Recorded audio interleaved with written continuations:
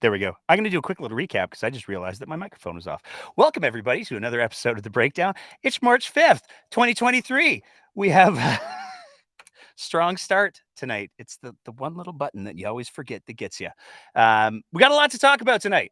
We're going to be talking about a bunch of things. We're going to be talking about a lot of the developments over the week. There's been some rather interesting ones. We had the provincial budget come out on Tuesday, and then we had some new legislation get sort of explained on Wednesday.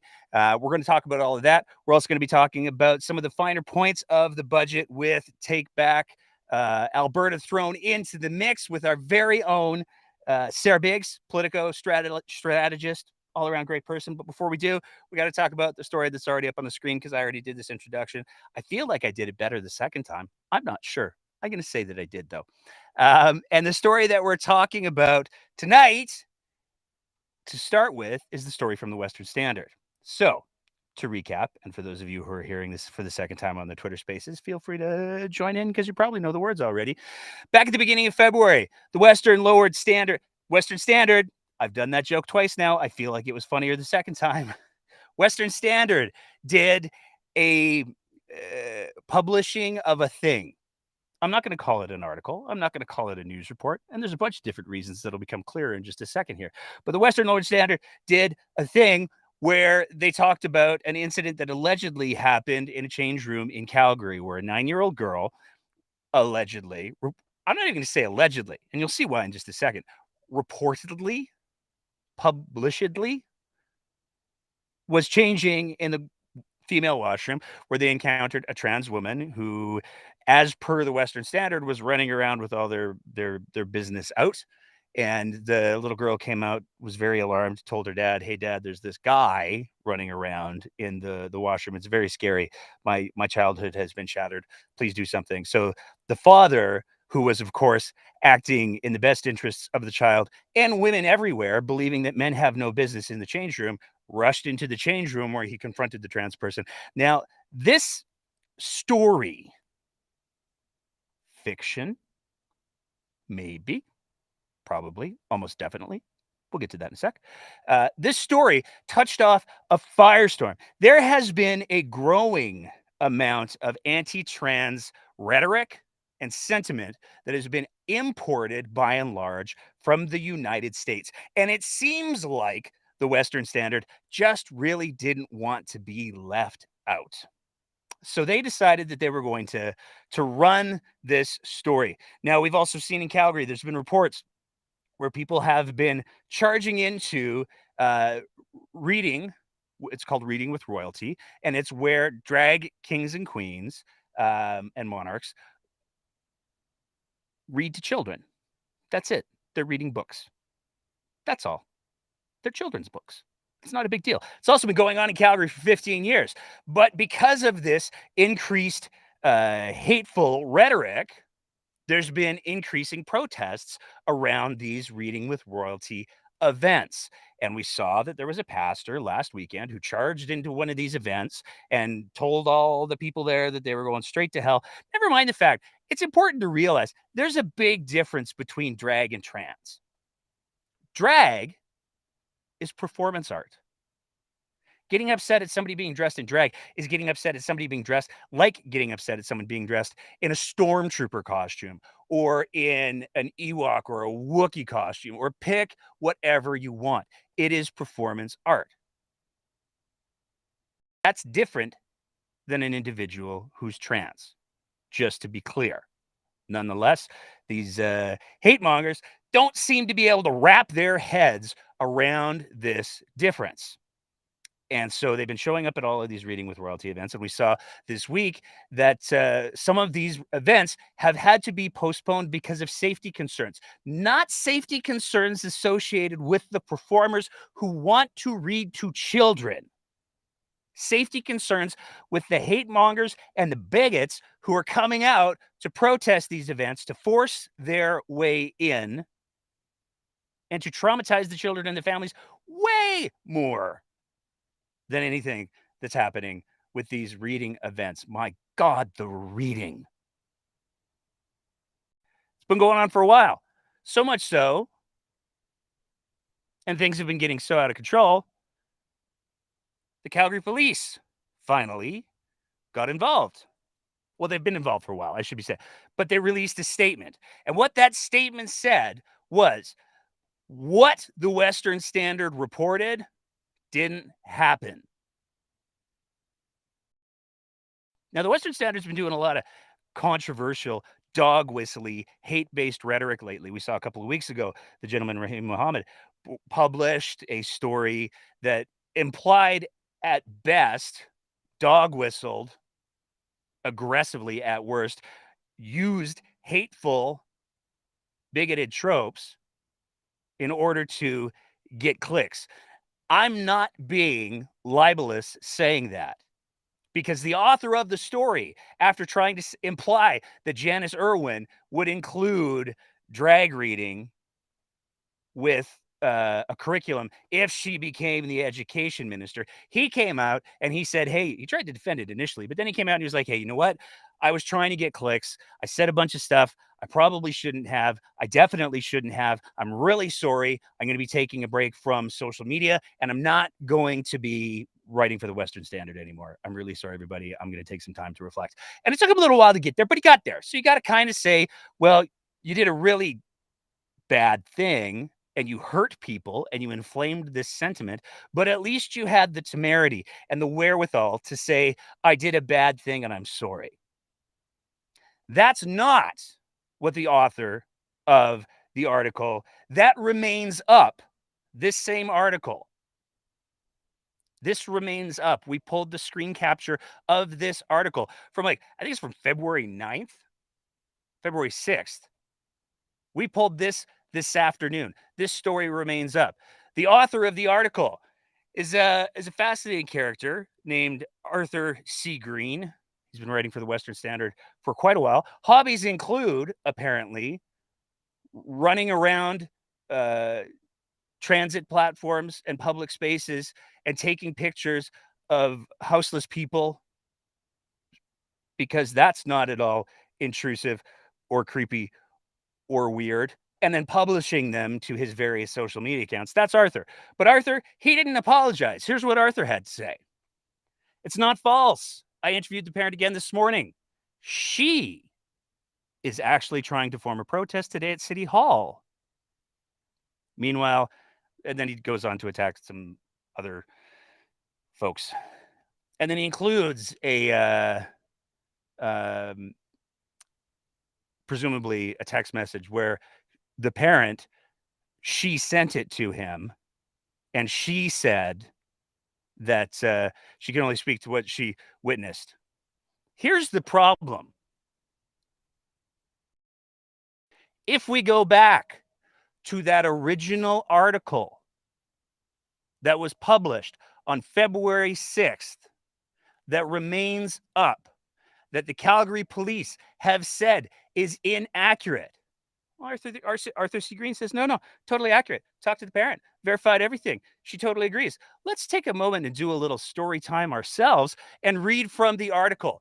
The concerned parent said he wasn't the only one at the pool who had questions, but he was the only one willing to speak up at the time the incident occurred.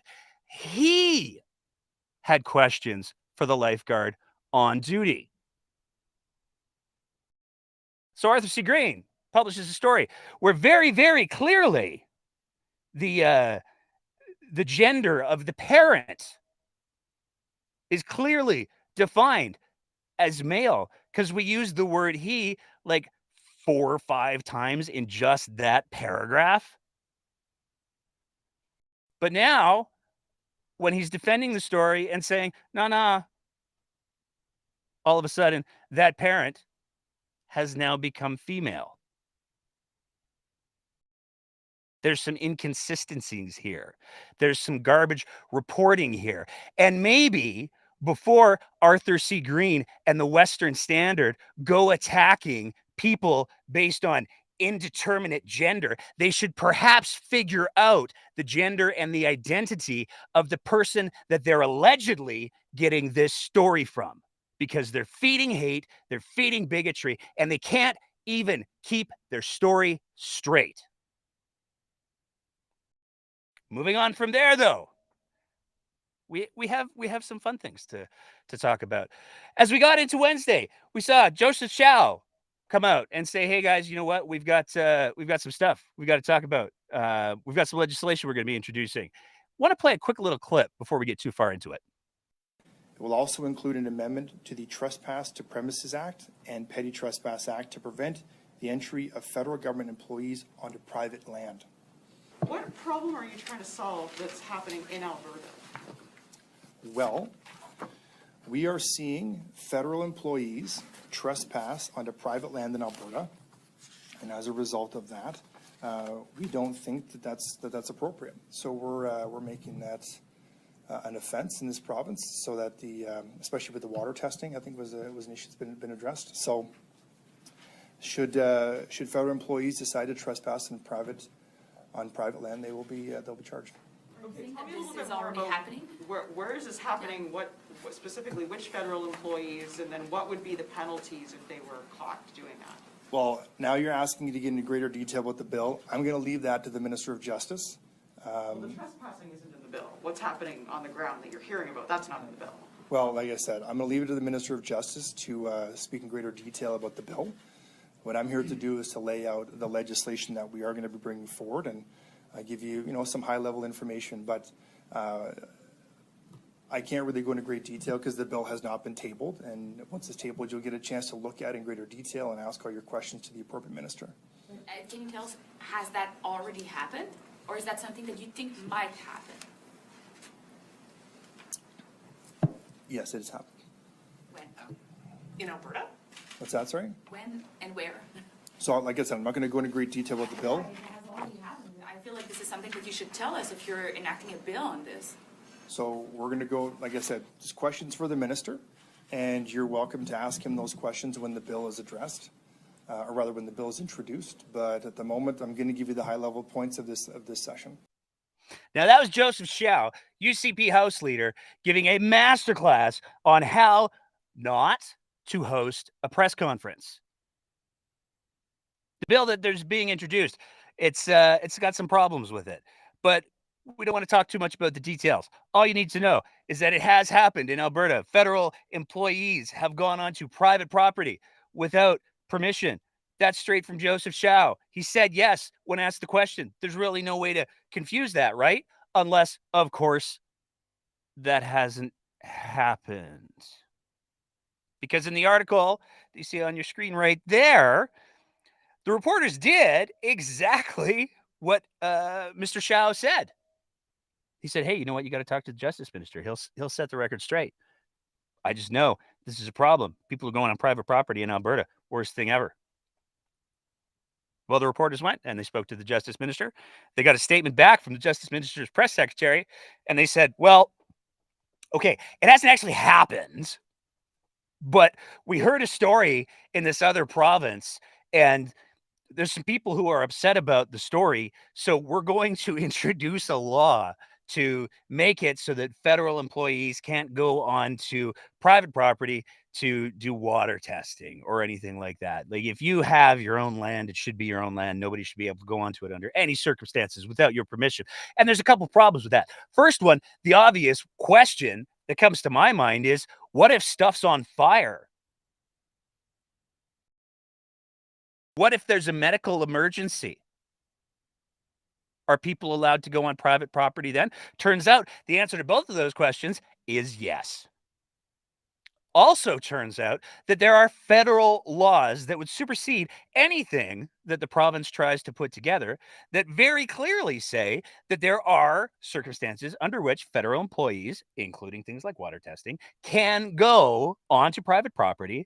They're not allowed to go into people's houses. They're not allowed to mess with like personal possessions or anything like that. But if they have to do water quality testing or other things like that, it's perfectly legal for them to do so. And it's backed up by federal law, which again supersedes whatever laws the province would potentially try to put forward. Not only is this performative, but it should be alarming to just about everybody that the UCP House Leader was point blank asked, "Hey, has this happened in Alberta?"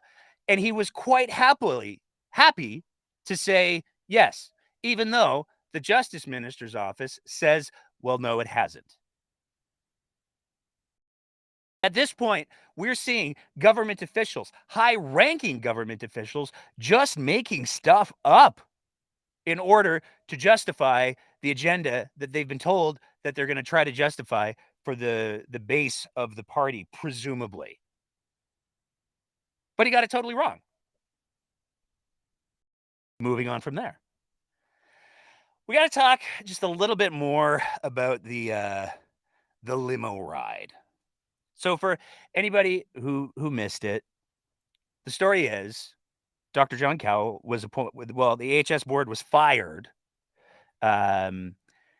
because they were incompetent, allegedly. And Dr. John Cowell was brought in to be the sole chief administrator. He's going to right the ship. He's going to fix all the wrongs. We played a bit in our last episode where he talked about the fact that he was told healthcare was in crisis, AHS is broken, and then he was happy to say, no, that's not the case. It turns out healthcare's fine, everything's fine. There's nothing to see here. The ship is running perfectly. There's no problems. Everything's going great. It's only getting better. Now, obviously, there's a lot of evidence that suggests to the contrary. One need look no farther than the almost daily threads put out by Twitter user at YYC Cowboy, where he illustrates how many rural hospitals are closed for emergency rooms, how many rural hospitals are closed for obstetrics or delivering babies.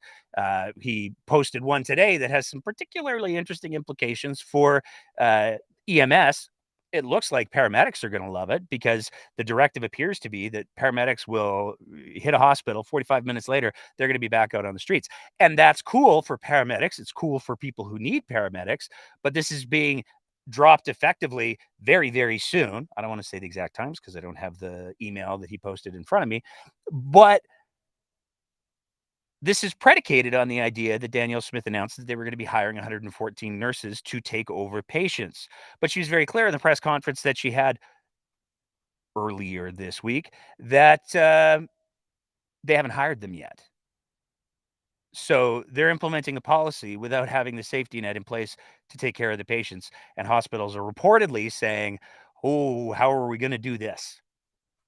So another excellent example of putting the cart before the horse. But I'm getting away from the point.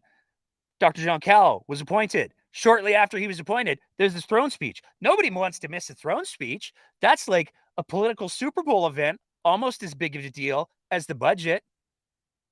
Nobody wants to miss that. You got to go up to Edmonton if you want to see that happen. He was invited by the Premier of Alberta. You can't say no to that, especially when you're in this new role of fixing healthcare. How did Dr. John Cowell get up there? Well, he did what any average Albertan would do. He hired a limo for the day to drive him there, stay with him, and drive him back at a cost of $1,400 to the taxpayer. Now, there's been a lot of back and forth as to how legitimate this was. People have been posting lots of pictures of what would a bus ride cost. People have been posting lots of pictures of what would a plane ride cost, what would a rental car look like, what would a rental car in a hotel look like. And most of those numbers still come up lower. Now, Minister Copping has come out and said, you know what? It was a reasonable cost. But reasonable is an important thing to kind of put into perspective. Because on one hand, $1,400 to hire a limo to drive you up to Edmonton and around for the day and then drive you home. I don't know what the running cost of a limo is, but I imagine that's probably pretty on par for what limos cost. I don't know. You can leave it in the comments if anybody has any current or accurate pricing. But here's the thing. The optics suck. Whether or not you can justify it as an expense doesn't change the fact that it does not speak to an awareness of the current climate in Alberta. Cost of living is so high right now. Inflation is so out of control right now that Danielle Smith and her government have implemented a bunch of affordability measures. They've slashed revenues for the province by some estimates, upwards of $2 billion through the gas tax elimination or pause. They have provided selectively $100 per child or really old person for 6 months. They've left a lot of people out of that, though. Stuff is expensive. Here's perhaps the best way to put $1,400 in context. The UCP, after cutting AISH by de-indexing it, announced just a little while ago, hey, you know what? We're gonna make AISH more reasonable. We're gonna raise the value of AISH. What's the difference between how much it cost for this limo and how much a person on AISH gets to live off of for an entire month? $387. That's it. A person on AISH currently lives off of $1,787 a month. But here we have the chief administrator of Alberta Health Services spending $1,400 on a limo to take him to the throne speech days after he had been tasked with fixing Alberta Health Services. Now, before we move on from there, we want to take a quick second to check in with our newest compliments of, and I got to give props again to this person because I don't know who they are, but at Disordered YYC is a Twitter user who has a gift, and he's using it for good, or she is using it for good. It's awesome. They hooked us up, I'll say, with our latest political commentator.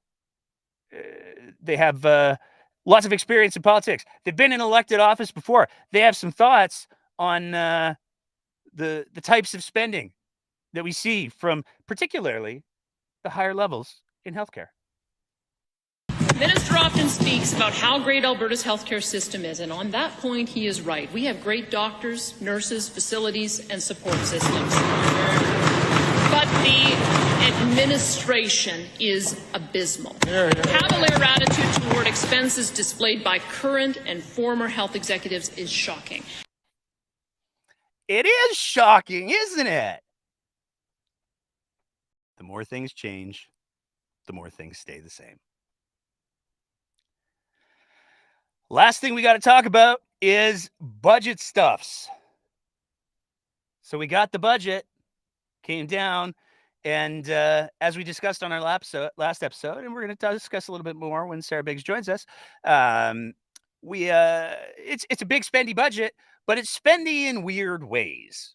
Because some of the ways, like it's very clearly an election budget. And as we talked, and we're going to be talking, by the way, we're getting Dr. Trevor Toom on the show in a couple of weeks, and he's going to help make sense of the budget and put it in a little bit of context because there's some things that he's made it very clear on social media that he's concerned about. We're doubling down on the resource roller coaster with this budget.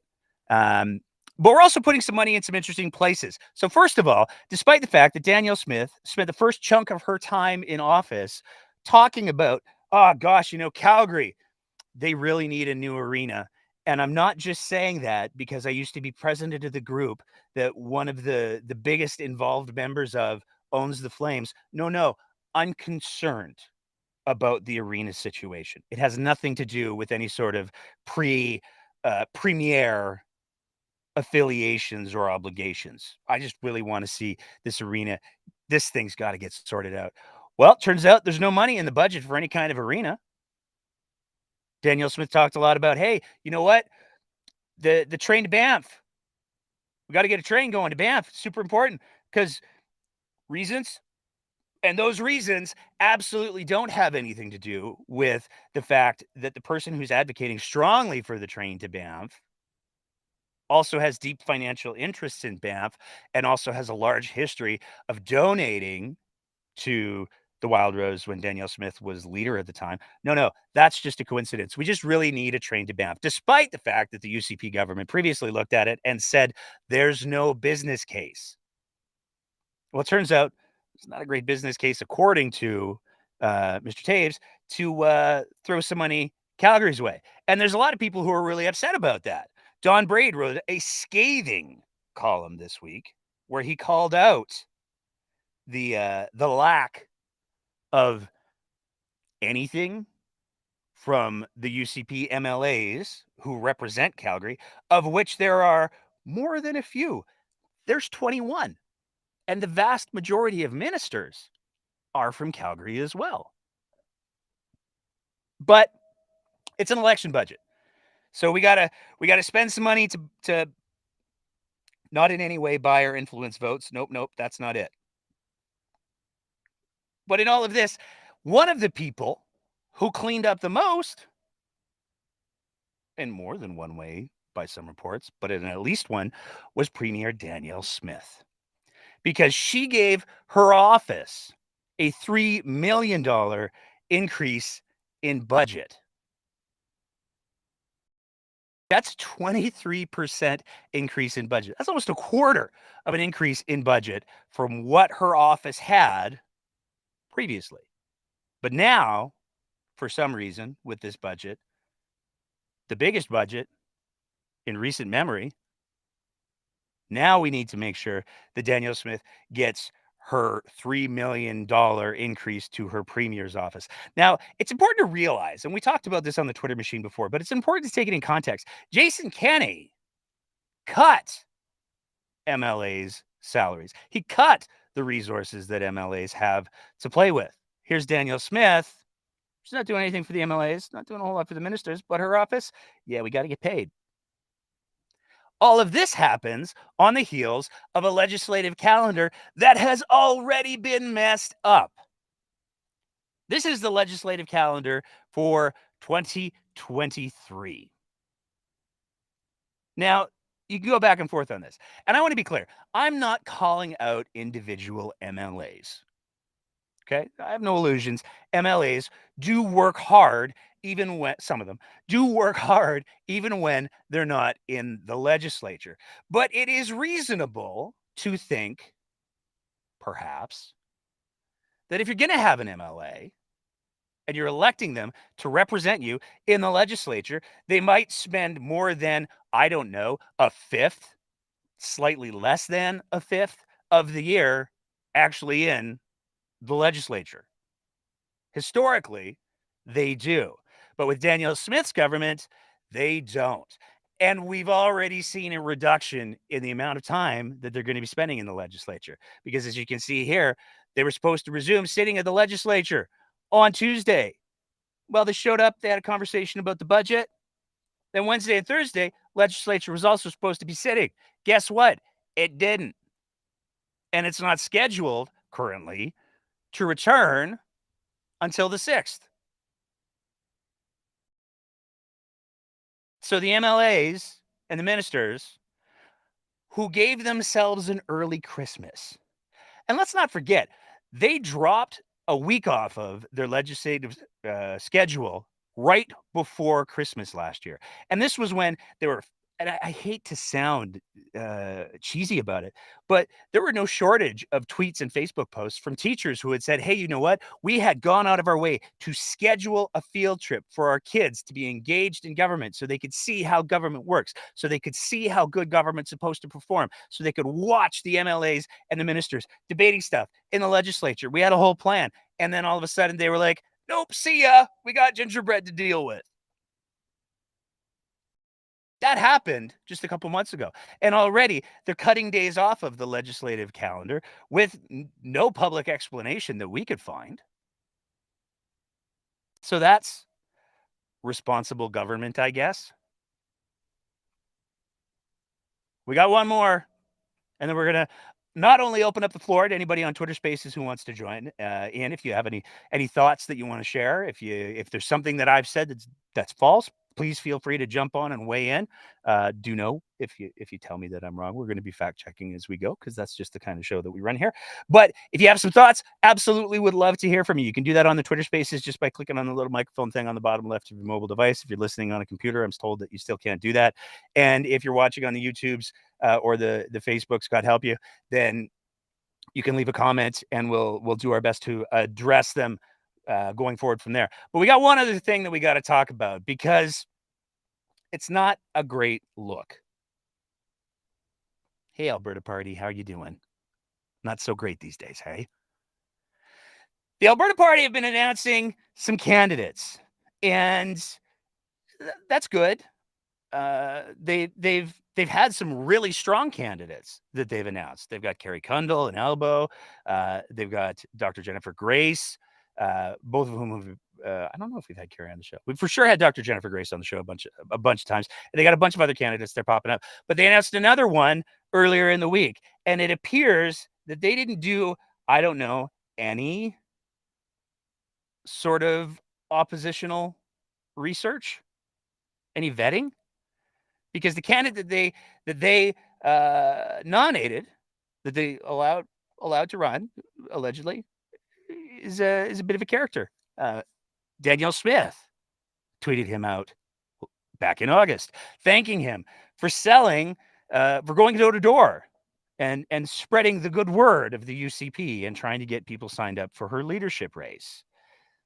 He's also advocated strongly for the Sovereignty Act, even though that's not a thing anymore.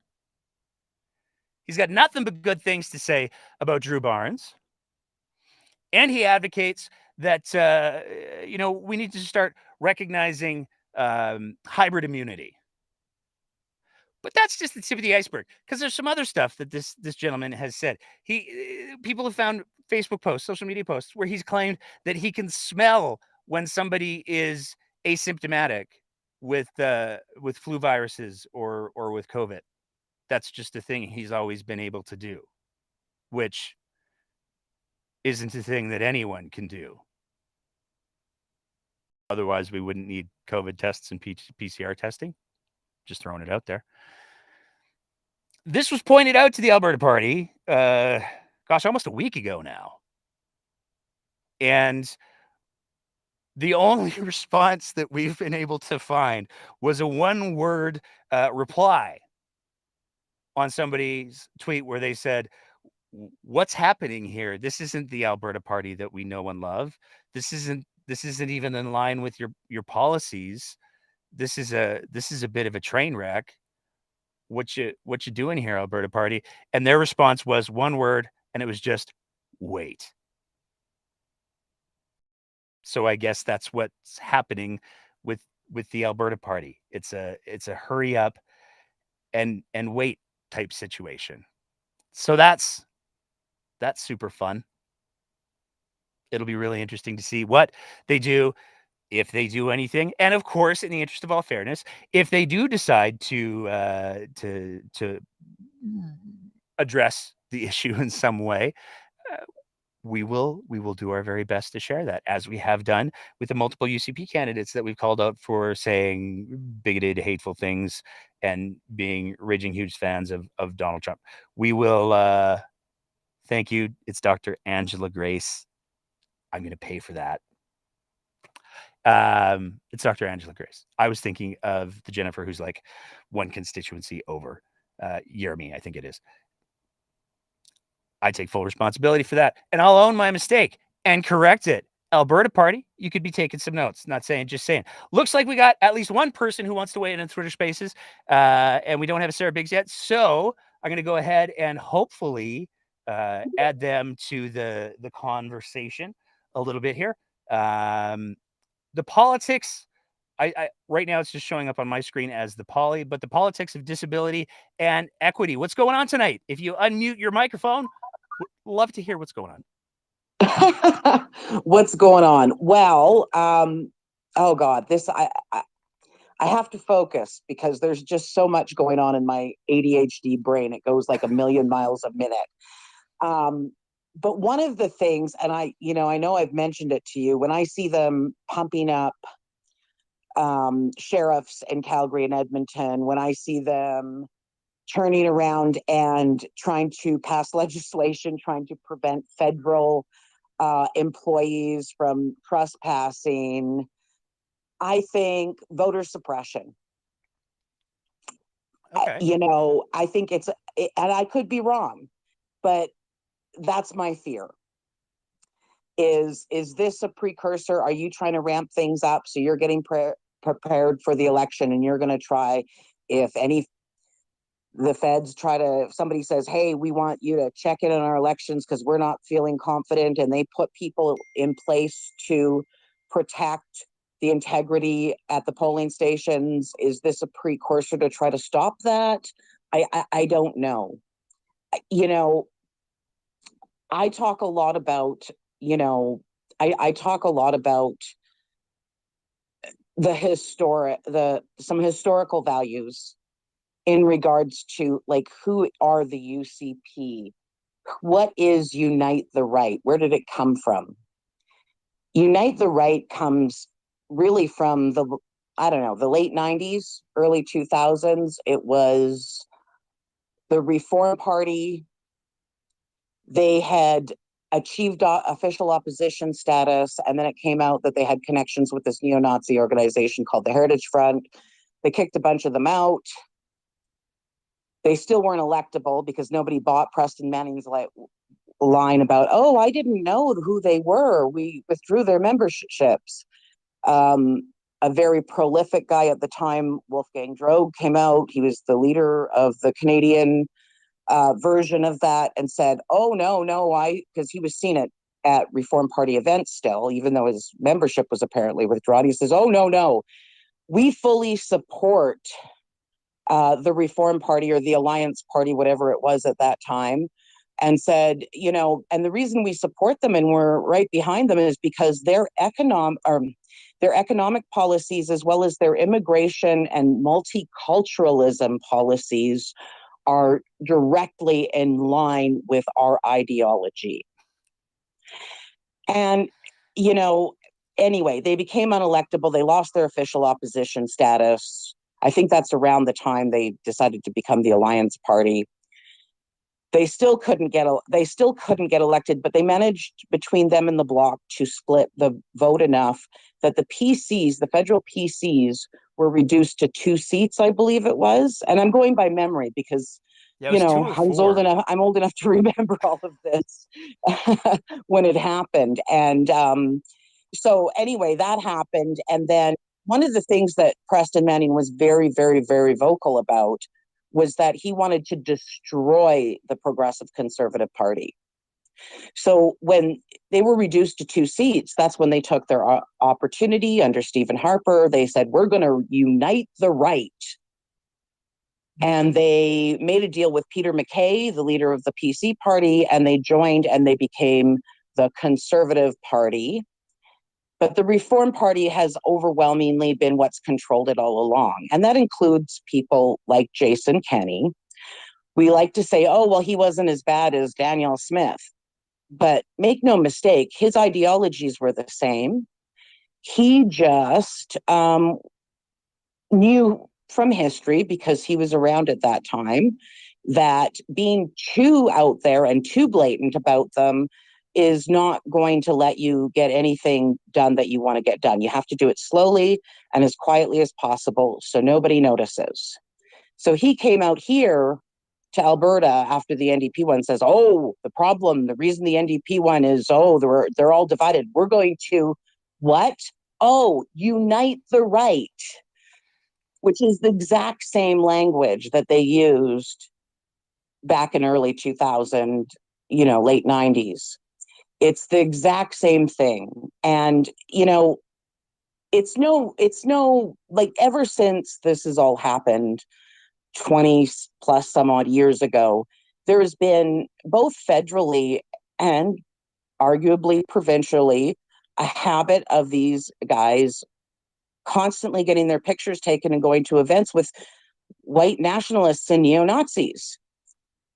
And they always say, oh, we didn't know, when they get caught, which is exactly the same tactic that Manning used. And my concern, and I'll tell you, and this drives me nuts, there's the fact that Danielle Smith has decided to pay Preston Manning $250,000 to do something that arguably shouldn't warrant him getting $250,000.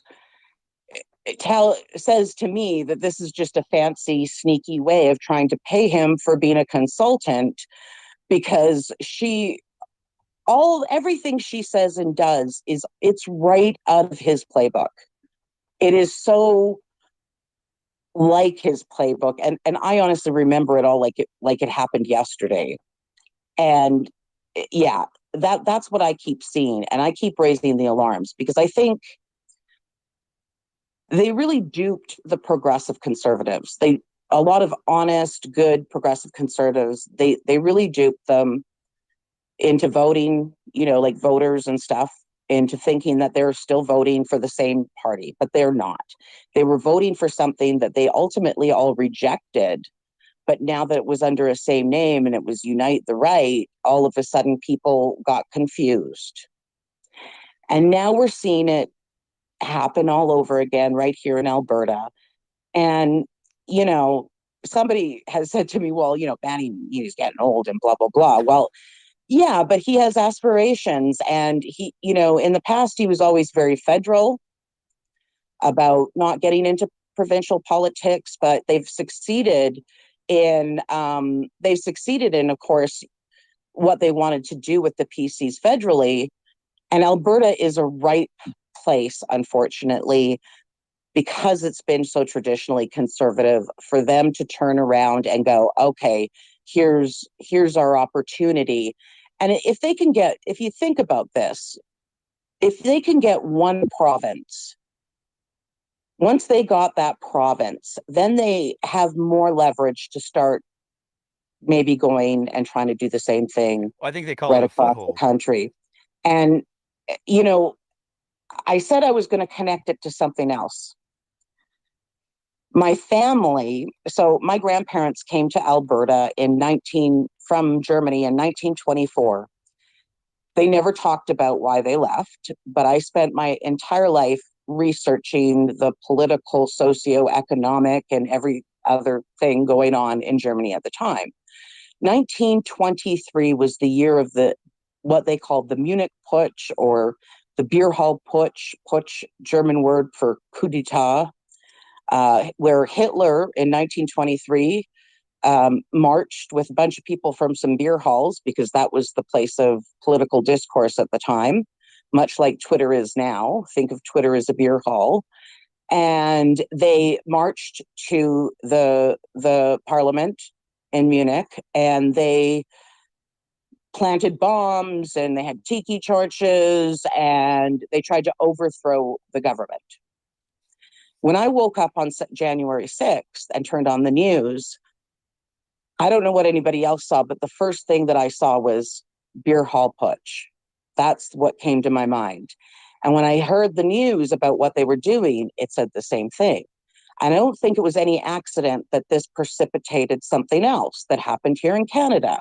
And that would be the convoy and their letter of understanding. The And convoy was a little bit like it kind of overlapped. yeah. No, it did overlap. And so, you know, my whole thing is, I think we just need to be cognizant. A lot of people like to say, remember the Holocaust, remember this. Oh, don't call them Nazis, they didn't do this. And it's like, what we need to remember is not just the Holocaust, but how did we get there? And how we got there was, like, I've been raising the alarms about things for a couple years now. Nobody, oh, you're overreacting. But as we inch closer, some of the things that I've said, if we don't watch out, this could happen, have happened. And it's becoming more and more real. People like to say that it happened because of apathy, but apathy is not the sole reason. There's something else besides apathy. And it's this idea that we are comfortable, we've lived in a pretty free country, and we just can't wrap our heads around that this could ever repeat itself here. I think That's where we are in danger. Yeah, I think I got to jump in just for a quick sec there, because Good.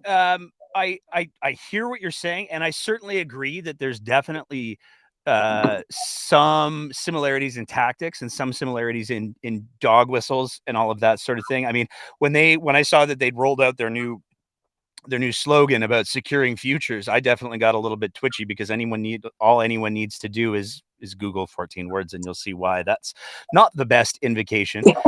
But I think one other thing I wanted to say is that I think it's really important to you can be very bad things without being a Nazi. I mean, a Nazi is a very specific, and I've dealt with people who have walked around in SS uniforms, and I mean, back in my day, we dealt with things a little bit more directly, I'll say. So there are for sure people who are out there who have those sorts of aspirations.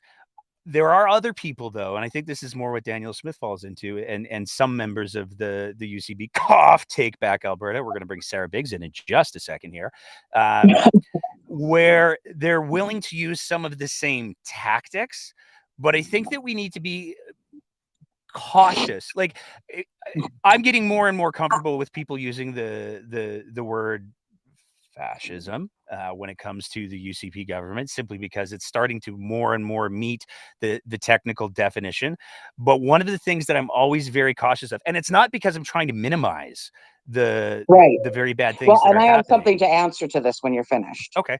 And then I got to bring Sarah in because she's waiting and she's got Okay, a sore that's back, and fair. I don't want to keep her too long. But I think that it's very important that we're deliberate with the kind of language that we use, because if we start to invoke saying things like Daniel Smith is a Nazi, I don't believe Daniel Smith is a Nazi. I believe Daniel Smith is all I kinds of don't know that terrible she is things. either. I'm not saying that either. Perfect.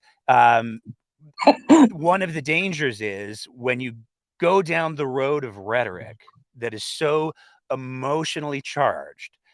There are two reactions that I think that people have commonly. One of them is to go, yeah, they're the worst. And the other one is to go, whoa, whoa, whoa. If you're going to throw that around, I'm out. And so I think Yeah. that talking about the effects of what they're doing and the similarities is probably more productive, I'll say cautiously. Well, Ironically enough. and I agree with you, Nate. And I'll just quickly say, like I'm not trying to say that every single person in the UCP, including Daniel Smith, is a Nazi.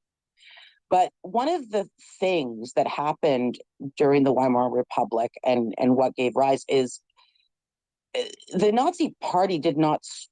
Well, they had some anti-Semitic ideas, but they did not think, when they grabbed a hold of this guy called Adolf Hitler, they thought that they could control him and that he was a means to an end. They did not necessarily believe in the worst things about him, and they believed that they can control him and that he was a means to an end to gain power.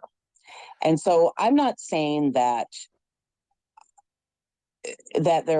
all these people are this, but what I am saying is that there is a cautionary tale in that there are people that are thinking that, oh, well, if we just stick around, we can monitor this and we can keep certain aspects of this under control. But right now, we're going to utilize this to get what we want. Oh, I think that there's certainly some people who are trying to mediate the impact of Daniel Smith and folks like Take Back Alberta. Yeah. I'm very, very cautious when we're talking about historic events like the Holocaust or other genocides. I think that it's really important that we treat those things as separate entities entirely. We can talk about, Okay, but the hey, final these sorts of solution things. didn't happen till later. 1920. I'm talking about 1923. No, I get that. I get that. Yeah. All that Yeah. I'm trying to say is that, again, while there are similarities in tactics, and certainly, I think one of the big questions that people need to ask is, if you belong to a party that is constantly having to say, whoa, whoa, whoa, I don't know where these guys came from. We're not white supremacists. We're not racist or anything like that. Here's a problem I've never had. I've never Yeah. had white supremacists say, I want to hang out with that Nate guy some more. There's Exactly. like that's not a problem. But I want to thank you so much for tapping in tonight. Okay. Well, yeah, and I want to let Sarah come on, and I just want to say that yeah, like I'm with you. We are on the same page. There is that aspect that they're trying to harness to gain votes, and it's dangerous. And we need people like Sarah and others to keep being vocal and standing up and driving them out. Speaking of letting Sarah Biggs be vocal, I'm going to bring her in right now. Sarah Biggs, how are you doing tonight? I'm good. How are you? I'm fantastic. I'm so glad And that I'm you're going to be disappointing a lot of people tonight because I promised someone they really, really respect and I consider it like my mentor that I would not be swearing. That's okay. You know what? I made a promise. You filled the jar up plenty last week. So I think Fuddle is gonna be the new. there we go. That's a perfectly good F. Nerf, we'll call it. Smurf. Nerf. Smurf. Smurfing. You got two things that I want to bug you about tonight. So Been the a first, week. it's you've had a weekend, and I know you're tired, and I know No, that it's been a long week. Like everything happened at once. it's true. We had the budget, we had all of the other stuff, but I want to hear budget. You said you were going to take a look. Yeah. Any particular highlights that you wanted to bring up? $85 million for private and charter schools expansion. That's cool though, right? Like that's not a problem. It happens, right? So here's the thing. That budget is set. Sorry, because I'm just putting up, I'm not reading the comments. I am pulling up my worksheets. Okay. Where are you? I lost you. Oh, this tab. Okay. So I'm right here. Yeah, I see you now. So no, I don't want to restore Google. Shh. So that budget to me is a budget that is meant for the next 90 days. It is a budget designed. So it is a budget designed to make sure that she goes across the finish line. It is a shield budget. It is a nostalgia budget. Back in 2006 when we're told, natural gas will never go down, everything's going to be okay. So we're spending, what, $58 billion this year? And the problem is that we have created an unsustainable budget environment for the future. And that is my concern. No, corporate taxes are at 8% right now. We could increase them to 10 to 11%. Nobody would scream. It would not drive, it would not drive investments away. Because, majority of the, if you compare corporate taxes to, taxpayer like you and me, the difference is quite, we're carrying the brunt of it. Interesting enough, federal transfers this year. How much, Nate? I don't have it in front of me, but it was not a small amount. I can bring up the little graphy thing. I think it's something like $13 billion. It was not small. It was, I believe it was you that pointed out that if it was not for the federal transfers, as in the money that we get from the federal government, yeah, we would be in a deficit. We would be in deficit. So, okay. So, that budget is, so what we're seeing is that, okay, affordability is going away in June. Agriculture and irrigation, it's going up, but the 2022-2023 forecast was 1.9 billion. We're going down to 892. Jobs, economy, development, and the 2022-23 budget was 419, going down to 374. Not everything is an increase. Children's services, let's go see it. Children's services got increased quite a bit, 600 millions. 600 million supply grant. It's very nitty gritty. Like, I had people helping me, like, gathering everything, and thank you to that person. You know who he is. It's the devil is in the details. It's the small programs. Like, okay, so they have increased the education budget by $463 million. So I did the math, and it's about $600 per student. But then here's the caveat. We will not know how the education dollars will be spent until the school boards are putting out their budget and their estimates, right? So we don't know where that money's going to go. Indigenous relations got increased, which is always good. Um, you know, municipal affairs got a little bit of an increase, but not much. So, you know, municipalities will have to increase their taxes because it's not sustainable with, you know, the price of everything right now. Interestingly enough, First Street Park and Tourism seeing a little decrease. The forecast for 22-23 was 581. We're going down at 435 for an estimate, Well, which is interesting. one of the other areas that got screwed is the harm reduction area. Yeah. Supervised consumption sites got smoked. They got a $5 million cut. Yep. Harm reduction got a $5 million cut. Yep. Supervised consumption sites went from, where was it? 21.2 million to 14.5 million. $1 million. I'm just gonna give, you know, public safety and emergency services. They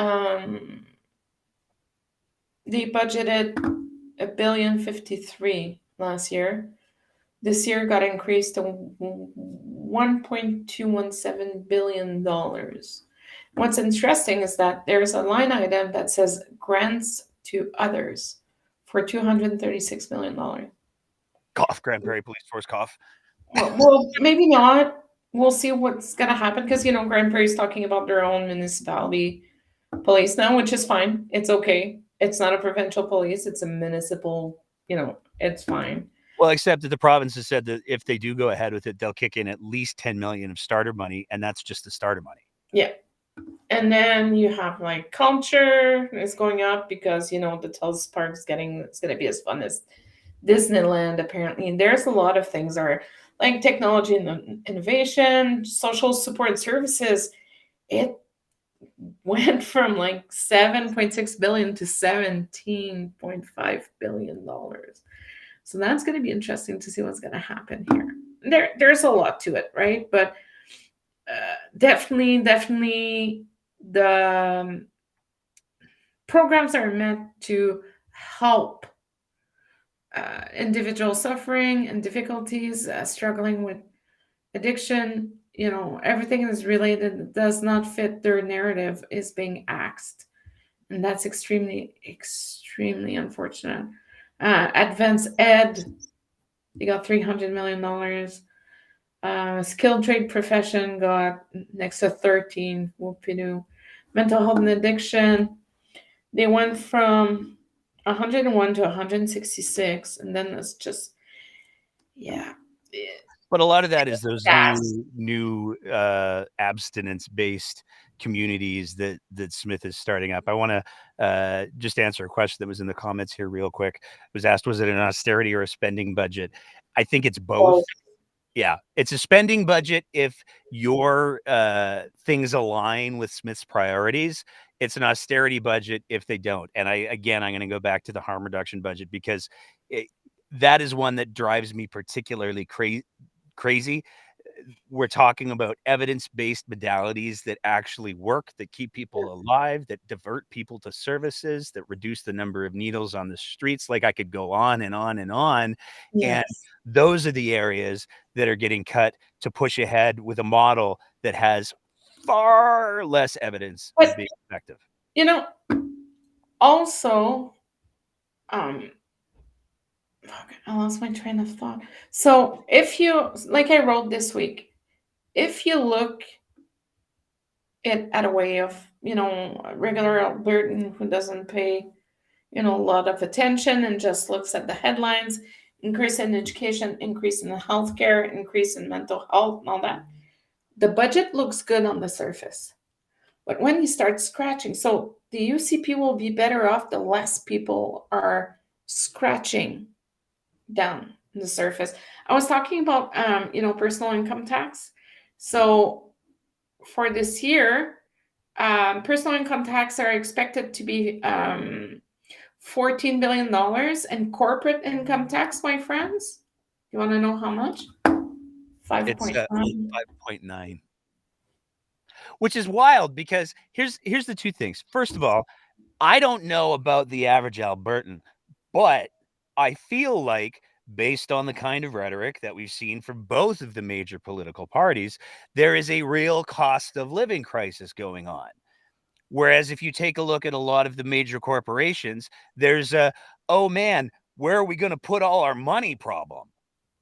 And so the fact that personal income taxes are 3 times what corporate taxes are, when Alberta has, by like a lot, the lowest corporate tax rate. We could go to 10% and still be in the top of the least. That's a weird way to position it.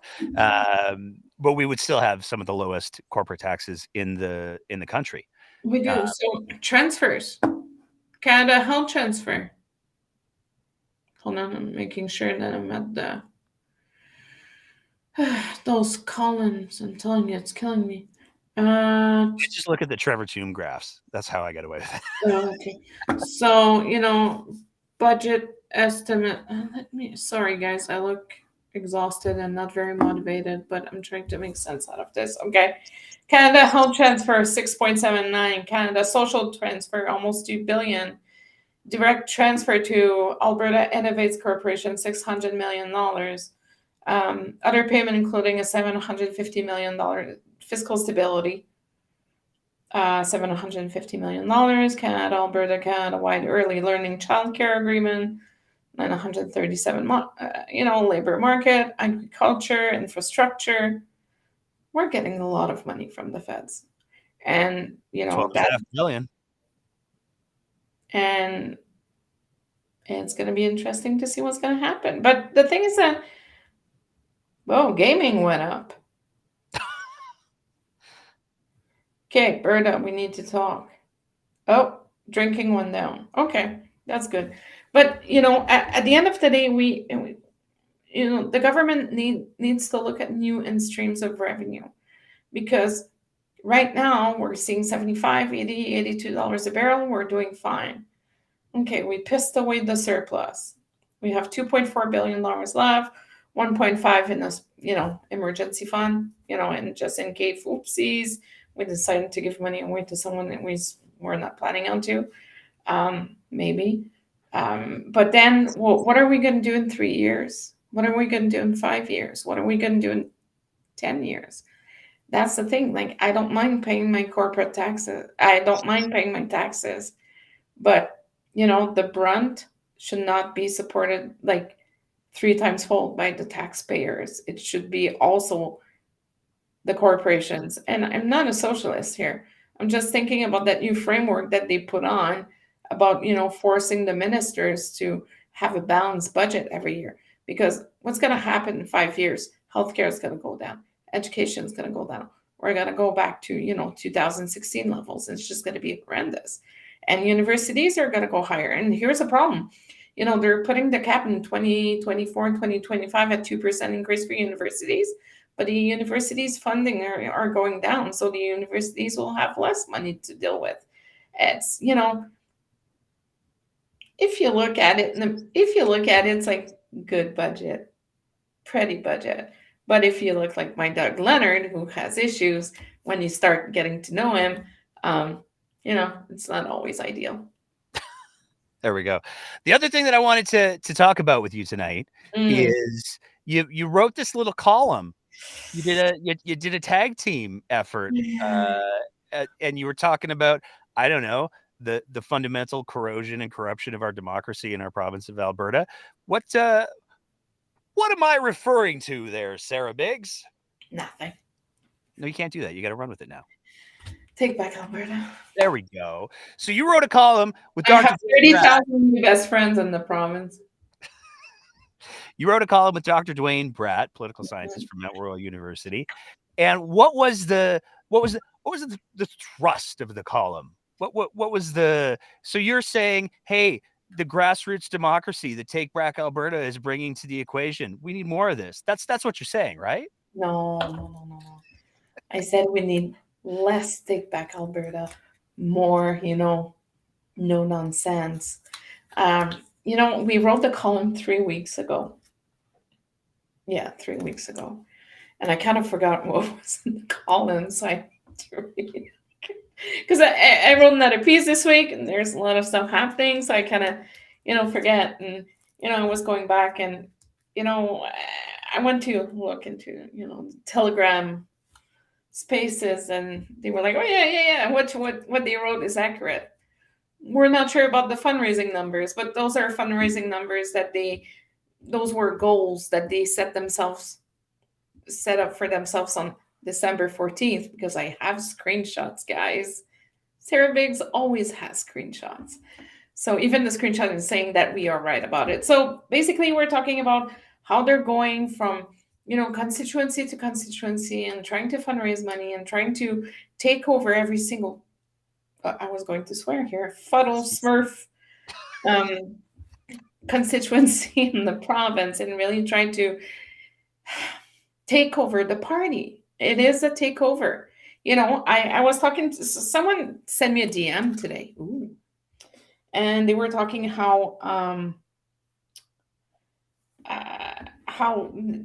they don't even announce when they're not in favor of a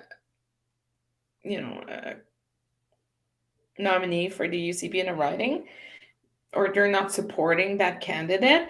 They don't make themselves announce. They don't even announce themselves when they come in for meetings. Usually people find out, and they're kind of, sneaking in and listening and trying to understand it. Oh, by the way, Betty's restaurant in Calgary, to avoid, they had a TBA event the other day. Denny's did? Benny's. Okay, I was like, you can't take away Denny's. No, not Denny's. I need my skillets. Humpty's. Yeah, no. Isn't it Humpty's that has skillets? I don't know. Don't talk that way. We're sorry, Denny's. Please don't be angry. I don't know. I love the skillets. Totally normal conversation. But no, so it's interesting how they and the individuals that they're targeting as well, right? They are trying to take over more and more and more. And what I've seen, so Twitter's been nice with me, because some what's that Coots guy? The name Van would you? Van Huigenbus is how I like to say it. He's he commented on my timeline when I posted the article, and was like, this is just the beginning. All right, bud, you're the CFO of Take Back Alberta. You're facing federal charges. That's great. But it was not, it was not a piece, and we were extremely careful when we were writing the piece to not defame, just go with facts. And that was something. That's not always enough to keep you out of trouble, I'm told. Yeah, well, that's fine. Because screenshots. But at the end of the day, it was meant to be more of an educational piece for individuals that do not understand how Take Back Alberta works. We wanted to make sure that they were aware. We want to make sure that people understand. We tried to simplify it. We tried to make it an easy and pleasant read on a Saturday morning with a very bitter coffee. I don't know that it was pleasant, but it was an easy read. So yesterday I was in a meeting all day, and I didn't know they were going to release it yesterday. And I got a message from Dwayne, and I was like, oh. I was like, oh no. Oh, did you just Sarah Biggs? No, you no, meant no. to say... I did not do I was like, oh, poo-poo doodle. And I had no idea they were going to release it yesterday, but it was quite fascinating to see some of the responses, and a lot of, but at the end of the day, when you know that certain individuals are saying that you're wrong, it's because you're right. So usually when I'm heading in the opposite direction as what they're doing,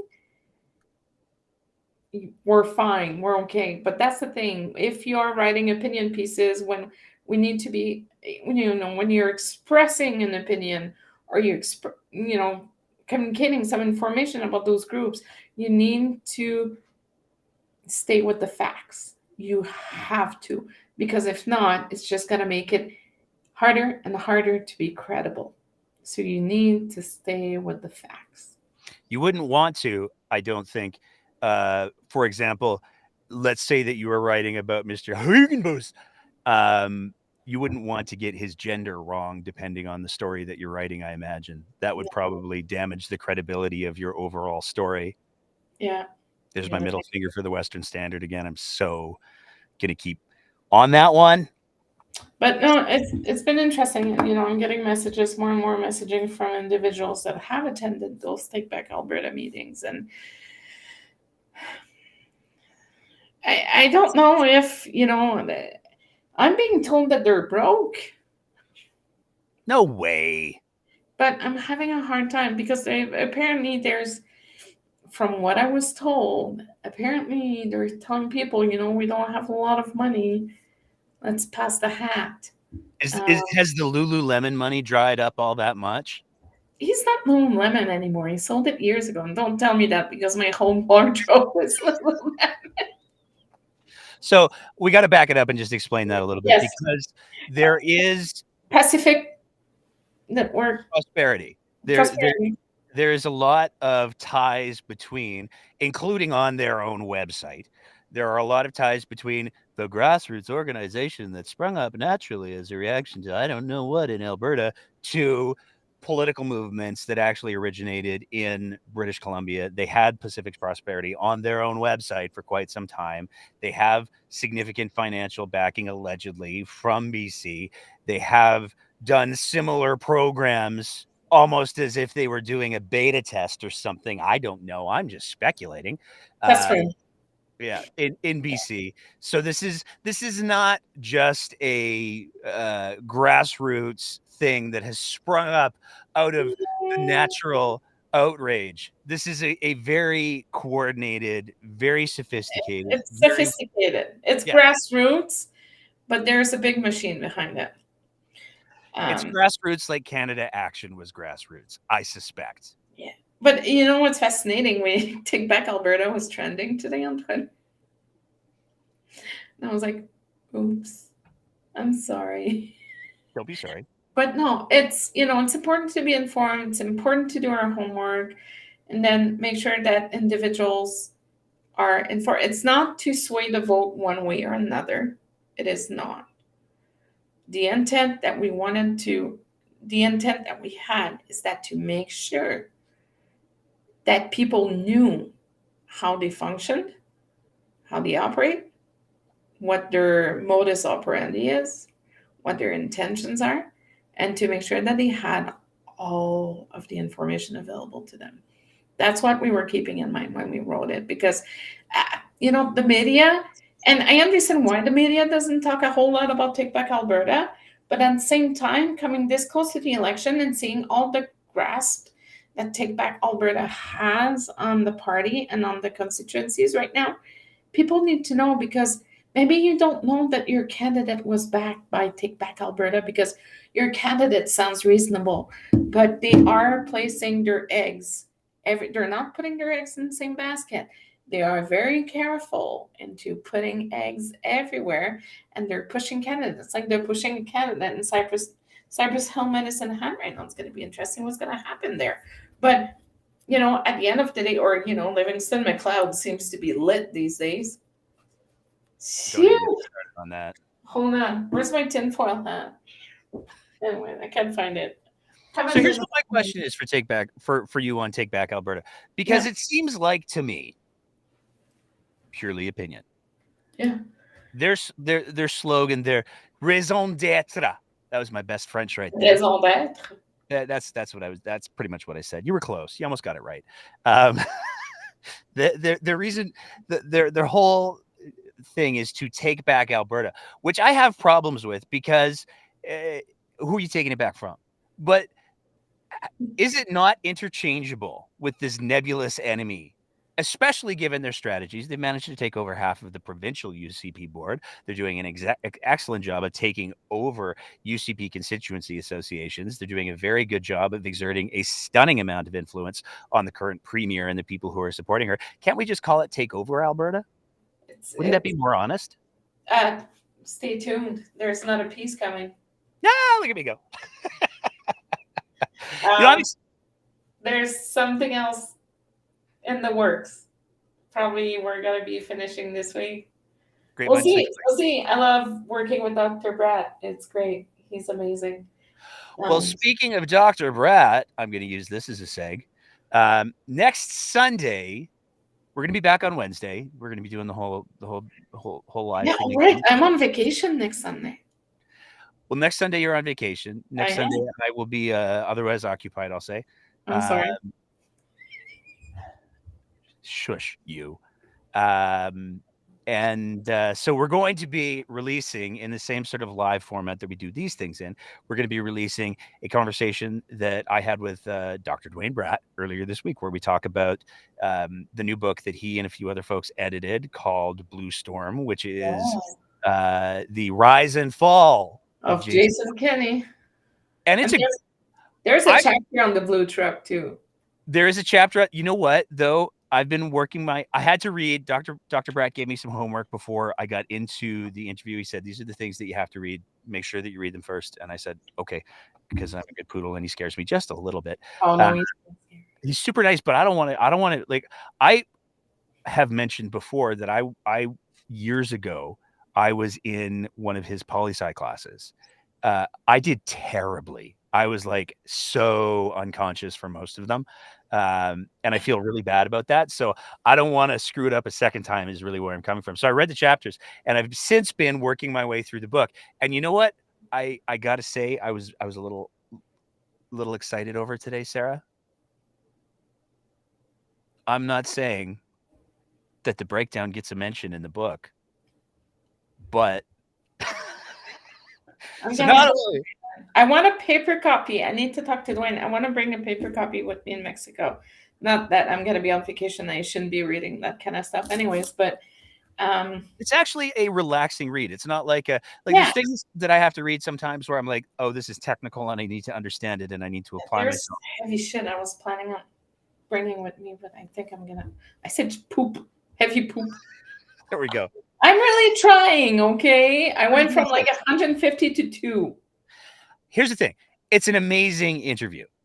And I can't not only is it really, really good because we talk about the book, we talk about how it's developed, we talk about the current state of Alberta's politics, we talk about Daniel Smith, we maybe get into some predictions, but there's also some very there's some heavy moments in the interview that are impactful, I'll say.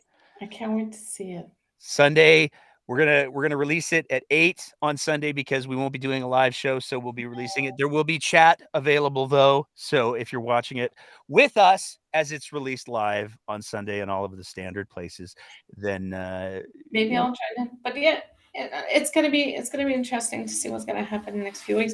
Can I? So I received a email today from the Alberta from the NDP, and it's titled "Alberta is like a calf." Is what like? Like a calf, a baby cow.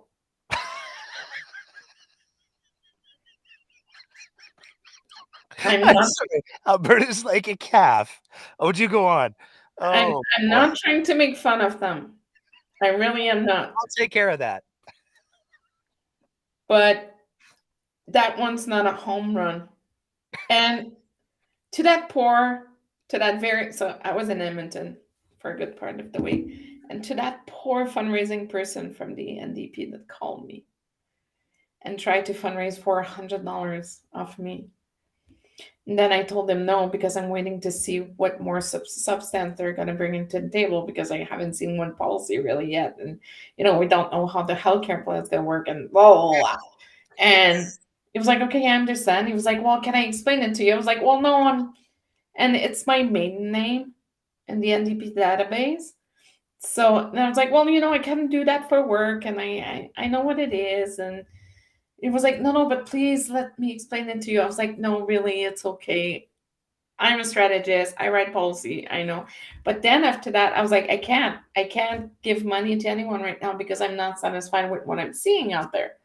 And then he was like, yeah, but ma'am, are you tired of the chaos happening? And I had to press mute and bang my head on the desk for Love that word. 2 minutes. And I was like, and he tried to fundraise me for $100. And I was like, I'm so sorry, but no, not today. Is a But calf? Does a calf have to be a boy cow or a girl cow? I I don't feel like know. it's sort of a generic I term. I don't know. We owned the farm. Grandpa had cows, so we should know that. Because here's my thing. I only have 2 words if Alberta's like a calf. The province of Alberta. Let me ask my husband: is a calf Uh, a baby boy cow or girl? the things that I Google on the fly. It is the young of a domestic cow. It doesn't appear to be. It's like a baby for humans. It's also part of the leg. Maybe that's what they meant. It's Alberta is. So no, so they're announcing that they're gonna be hiring, 3,600, healthcare workers. That's great. Where are they coming from? Okay, here we go. I just looked it up. Yeah, A calf is a young cow or bull. So it's not gender specific. neutral. It is a gender neutral term, and I just have 2 words for the NDP running on their that theme. Prairie oysters. Eight. I'm just saying, if you want to extend the metaphor, we can extend the metaphor. I was a little disappointed when I saw the email today. Oh They boy. have great opportunities. So let's talk about the 3,600 nurses or whatever they're going to be hiring in the next few, in the future. Where are they going to find them? I'm still trying to figure like YYC Cowboy announced tonight. He Oh, shared an it's email shit show. that there are changes. That's another one. There are changes coming to the way that EMS drops off patients at the hospital, where it's March 15th. mandatory that it's no more than 45 minutes in the hospital. Now, this gets to be real interesting real quick because it was just earlier in the week that Daniel Smith was talking about. Excuse me. Daniel Smith was talking about we're going to hire these 114 nurses to be able to take over the patients. And when they were asked, have you hired them? They were like, well, we're gonna. So I hope they do it quickly because they've got 9 days. And they're going to be trained for ER in 9 days? Well, that's funny. I'm just saying, ER nursing is not regular nursing. It's different. It's different. It's very different. It's like ICU nursing. It's a different level. Then, not to denigrate other specialties. That's not what I'm trying to say. But ER is very, very big. It's different. It is. But how are you going to find 3,600 physiotherapists, doctors, hypnotherapists, thalassotherapists, LPNs, nurse practitioners, physician assistants. We don't have a physician assistant program in the province. So, you need to go to Manitoba or Ontario, I believe, to go get accredited. Because I was looking at it, I was like, oh, I could be a physician assistant, just dump my career, which it's like my midlife crisis right now I'm going through, but I don't want to move to Ontario. Just get an old convertible. It's delightful. Yeah. Makes all the difference in the world. Yeah, but my car's almost a convertible though, because I have a big glass roof. It's not the same thing. Sarah, did you know? What? I'm going to get in so much trouble. Did you know that, like calves, Alberta needs care? I rarely check my emails, but this was worth checking it for. Okay. But like when I saw the email, I was like, what? Guys, there's so much happening. There's so much you could grasp right now. Run a positive campaign, but assert your position. Please, let's do that. I don't want to hear about cows right now. I got a half of one of my freezer downstairs. I'm good. Well, nothing's going to capture the Calgary vote in battleground Calgary, like talking about calves. Well, if they open more Arby's, maybe, which would make Andrew Yule like super happy. No, nobody wants that. No, Nobody I wants don't that. like Arby's. No. But no, it's gonna be interesting. Like, now. Oh yeah, can we talk about Scow for a second? Yeah, absolutely. Because I already made fun of him. I think that was before you joined in, but I already made a bunch of jokes. But what do you got? Yeah. What the You know, fuddle are they Sarah, trying to do? Joseph Scow or Shao, depending on how it's pronounced. I'm not sure. I don't know. I'm French. He's like a calf. He needs care. Go on. So I was talking to a somebody that owns a ranch in southern Alberta yesterday. One of the oldest, biggest ranch in the province. And I was like, it's not a thing. It is absolutely not a thing. They don't have those problems. They don't, they never encountered anything. But the thing is that now what I'm worried about is that, we're introducing a bill on guns, and then after that we're gonna tell them that federal agents are not legit to go water testing because Canada Water Act, y'all. And then somebody's gonna get hurt. Like, I have questions. I have a lot of questions, and it's almost a dissonance. Like, remember when Jason Kenney used cognitive dissonance to describe a few things the NDP was like? This is one of them. Like, we're having issues here. There's so, like, and funny enough, they're not even using the Sovereignty Act on that. Have you seen? Has anyone noticed how the Sovereignty Act is dead, gone? See you later. This was one of the On fun a things shelf. at that presser where Mr. Shao just lied. He was asked, "Hey, you've got this legislative schedule." Danielle Smith was very clear with her MLAs and her ministers. You got to come back with suggestions. We want to know how we're going to use the Sovereignty Act. And he was like, "Oh, well, this is. I'm here to give you high level stuff, and I'm not going to talk about that. Good to see your smiling faces, everyone." It was like it was a masterclass in how not to do a press conference. It was a little disturbing, but that's okay. I've seen worse. But no. So what's fascinating is that in all those laws that she's going to be introducing, all those bills she's going to be introducing, the Sovereignty Act will not be used. It's fascinating because those are instances where she could claim that she could enact the Alberta Sovereignty Act because it goes with federal jurisdiction, and we want to assert the sovereignty of Alberta and its, independence. But why use an existing law when you can just write a new one? Yeah, but fuddle, Nate. We spent a whole legislative session on Bill 1, the Alberta Sovereign within a Unified Canada or something. I don't remember the bill, but we lost like a full month on that. And that's what we're getting. It's a wet, my husband says, just baby cow. Yeah, it's generic. So it took him a while to answer because he's washing Gold Rush. That's okay. But, why is she not using it? Why? Because it would get shut down. Yeah, but you could try. But it would get shut spend a lot down. of money on And it. then right before an election, she would lose her cornerstone piece of legislation, if we want to call it that, and it would not be a great look.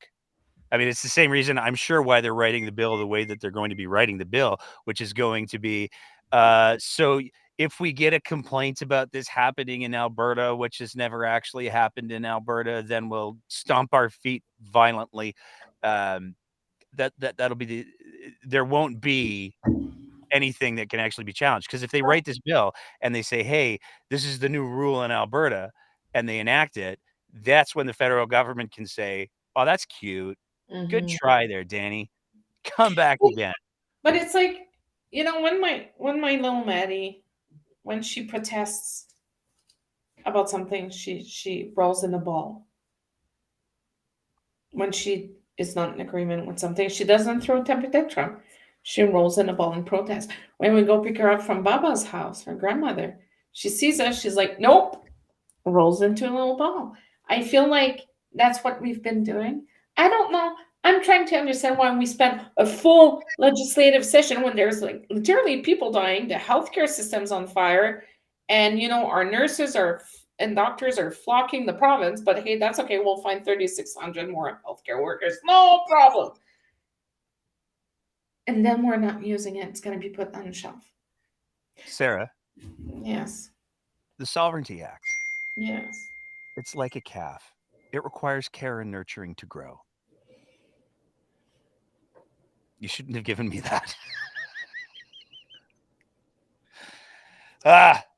We're up to an hour and a half. I'm going to put a lid on it.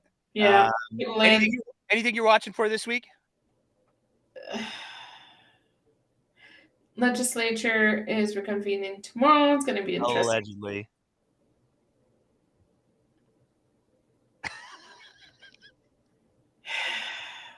I feel like I'm not getting best service for my money. I'm not mad at the MLAs. I'm not mad at them because they have zero control over it. But also, I'm looking forward to see if Travis Day is going to announce that he's not going to be running. I think he is going to announce that. Yeah, he will announce that he's not going back. Because I don't know if you noticed, but last week when he was doing his budget speech. Sorry, I'm a little rambling tonight because it's been a long week. There was a lot that happened. But he was going through all the budgets he tabled, and I could hear a lot of emotion in his voice. I was like, oh, that's going to be interesting. I think we're losing Travis Staves. I think it's going to be interesting. And a little sad, even if, a lot of people are not fans of Travis. Remember, Travis is now a progressive, and he's the one pushing back on the premier on a lot of items. And now he's leaving. So I don't know. Maybe they'll put Dan Williams as Minister of Finances. Who knows? I don't know. What do I know? Maybe Jason Steffen while we're at it. What? He's a chartered accountant. I think Hildebeest just one comment of the night. What? It's on the screen. Doesn't Travis have calves that need care? Thank you for joining in on the fun and games. All right. Sure. Gonna wrap it up here. Sarah, we'll see you on a Wednesday before you go on vacation, right? Yeah. And then I'll pop in on the Wednesday. Depends what time. We'll see. Perfect. Good stuff. On the beach? I mean, you can do what you want. I'm gonna maybe I will make up for the lack of Sarah bombs.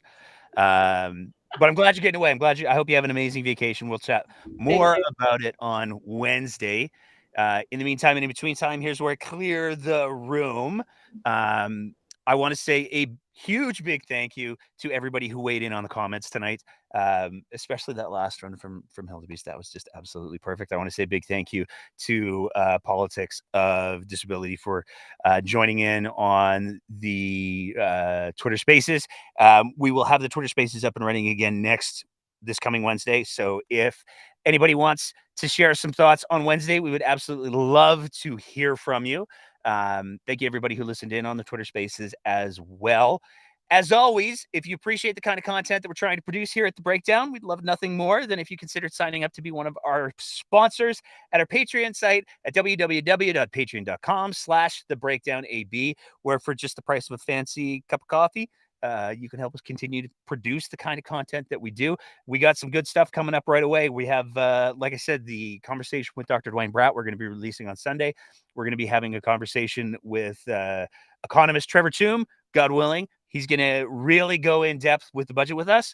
And we got a couple of other things. We used to do these things where we would highlight individual stories and individual situations that weren't necessarily political, but that were definitely impacted by things political. We're going to try to do a couple more of those. I'm really excited about one of them that we're in the process of lining up. I don't want to tip my hand too much on it yet because we have to still schedule it, but it's going to be a good one. if you can't afford, and I know there's lots of people that listen to the show, support the show, that don't have the financial means to be one of our Patreon sponsors, don't feel bad about that at all. Like and share, as they say, subscribe, smash that subscribe button, as the kids say on the YouTubes. And that's pretty much it for this week. Again, I want to say a huge thank you to everybody for engaging.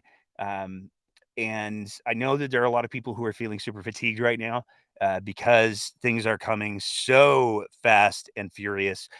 And we're seeing so many changes. And we do have this election coming up that's coming really quickly. And the stakes are really high. I think I mentioned this earlier in the week. I had a conversation with a couple of political scientists at Dr. Bratt's book launch, and hearing some of them say, like, political scientists tend to be the people who are the first ones to say, everybody always says that this election is the most high stakes election ever. Uh, and it's not true. Most elections, it's simply not true. The number of people that I spoke to on Monday night last week who were like, actually, this time when people are saying that, they're not wrong, was really quite telling. So take care of yourselves, do the self-care stuff. It's super important. Find the little victories that you can have in life, because this is a critically important election. And regardless of who wins it, we all have to be prepared to demand a little bit better. We all have to be prepared to say, hey, maybe not that thing on my watch. And we all have to be prepared to remind the Western Standard that they're terrible at their job sometimes. Thanks again, everybody. Have a great evening. Take care of yourselves. And as always, keep the conversation going.